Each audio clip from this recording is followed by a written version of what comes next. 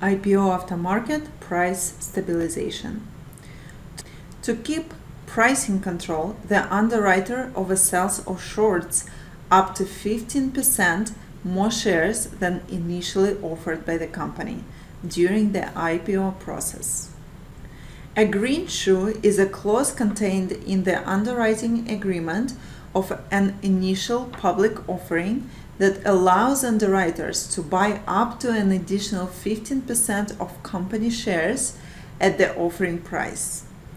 Investment banks and underwriters that take part in the greenshoe process can exercise this option if public demand exceeds expectations and the stock trades above the offering price. If a company decides to sell 1 million shares publicly, the underwriters can exercise their greenshoe option and sell 1.15 million shares. When the shares are priced and can be publicly traded, the underwriters can buy back 15% of the shares. If the market price exceeds the offering price, underwriters can't buy back those shares without incurring a loss. This is where the greenshoe option is useful, allowing underwriters to buy back shares at the offering price, thus protecting their interests.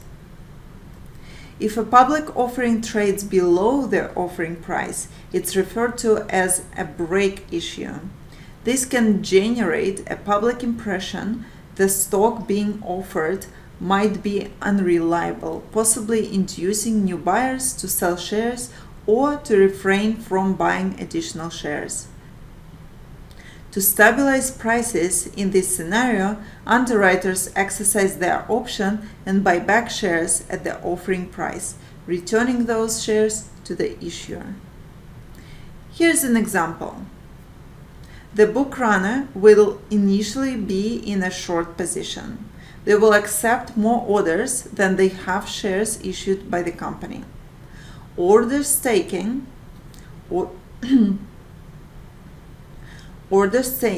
for 69 million shares at $5.